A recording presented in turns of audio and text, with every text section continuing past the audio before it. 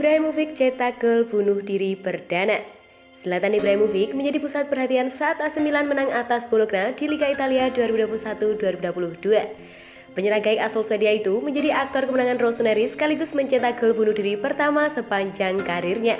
Dalam laga yang digelar di Stadion Renato Dall'Ara, Bologna pada hari Minggu tersebut, AC Milan menang dramatis dengan skor 4-2. Di antara gol kemenangan Rossoneri tak lepas dari peran Ibrahimovic. Mulai dari gol pertama Rossoneri yang dicetak Rafael Leao pada menit ke-16 hingga David Calabria di menit ke-35 mencetak gol dengan mudah, semua tidak lepas dari peran Ibrahimovic sebagai motor serangan.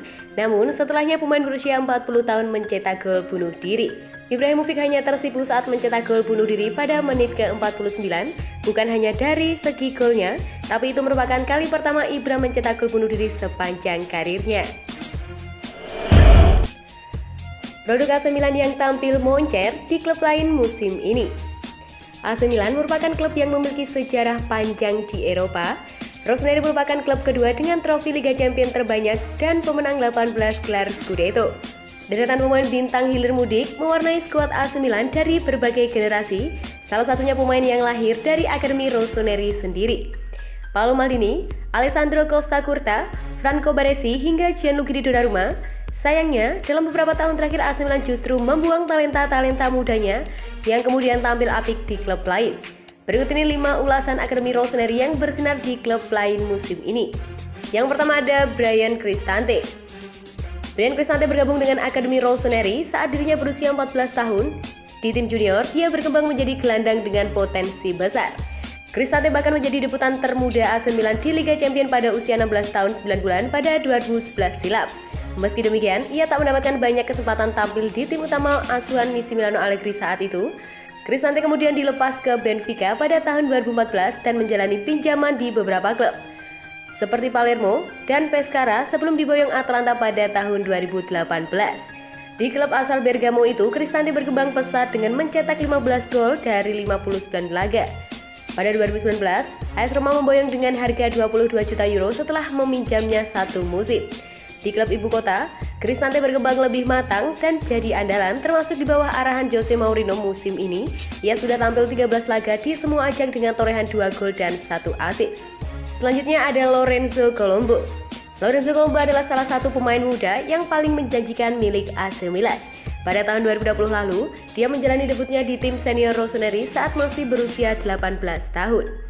Dia memiliki fisik yang kuat dan insting golnya teruji di tim Primavera. Di tim muda AC Milan itu, Colombo sukses mencetak 9 gol dari 15 laga. Musim ini, Rossoneri meminjamkan sang pemain ke klub Serie B SPAL demi mematangkan kemampuannya. Striker 19 tahun itu tampil impresif di sana dengan mencetak 4 gol dari 8 laga Serie B.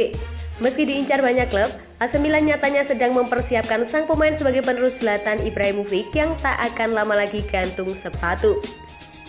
Selanjutnya ada Tommaso Pobega. Seperti Colombo, Tommaso Pobega adalah aset berharga yang dimiliki AC Milan saat ini. Pemain yang berpotensi gelandang bertahan itu belum pernah tampil untuk tim senior, tapi ia masuk dalam rencana masa depan Rossoneri yang berfokus pada pemain muda. Jika musim lalu ia dipinjamkan ke Spezia, musim ini AC Milan menyekolahkan sang pemain ke Torino. Di tim asal Turin itu, ia menjadi pemain kunci Ivan Juric. Pobega telah tampil dalam 7 laga Serie A dan mencetak 2 gol. Dengan kemungkinan besar Frankesi hengkang musim depan, Pobega berpotensi menjadi penggantinya. Usia 2 tahun masa peminjaman, permainan Pobega diyakini sudah berkembang pesat dan sudah siap tampil untuk tim utama. Selanjutnya ada Gianluigi Donnarumma. Gianluigi Donnarumma bisa dibilang sebagai lulusan terbaik Akademi AC Milan era modern. Potensinya sudah tampak saat ia menjalani laga debut di tim senior pada usia 16 tahun. Sejak itu, ia berkembang luar biasa dan menjadi andalan sebagai kiper utama.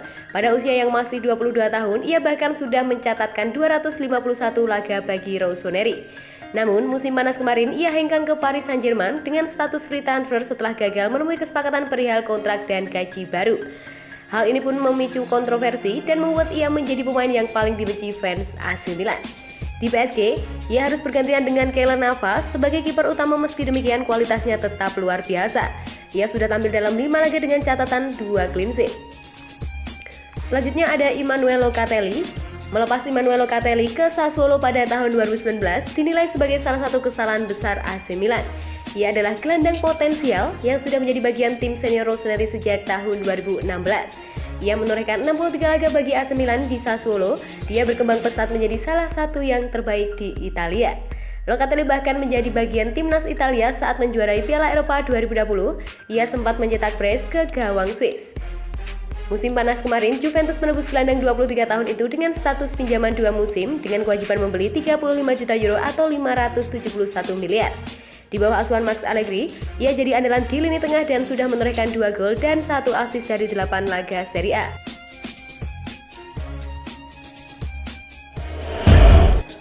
Pangkas anggaran tapi kompetitif, Milan bakal ditiru banyak klub. Strategi yang diterapkan Elliott Management untuk membuat AC Milan tetap kompetitif dengan anggaran minim diperkirakan tak lama lagi akan diikuti klub lain di Serie A dan luar negeri.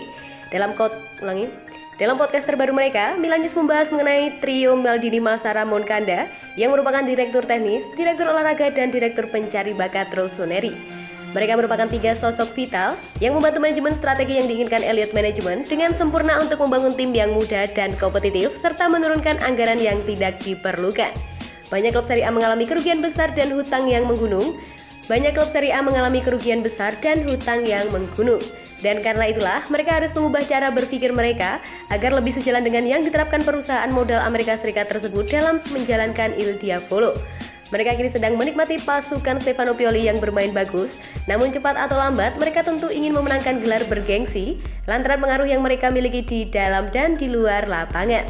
Hal tersebut kontras dengan sangat Leonardo menjadi direktur olahraga Milan dan ia didukung dengan beberapa transfer mahal dan total menghabiskan lebih dari 100 juta euro atau 1,6 triliun di bursa transfer dengan nama-nama seperti Christophe Piatek dan Lucas Paqueta didatangkan tetapi tidak memberikan hasil optimal. Kini Paolo Maldini, Ricky Massara, dan Geoffrey Moncada tampaknya telah membawa raksasa Serie A tersebut ke jalur yang tepat dan besar kemungkinan klub-klub seperti Inter, Juventus akan mengikuti mereka.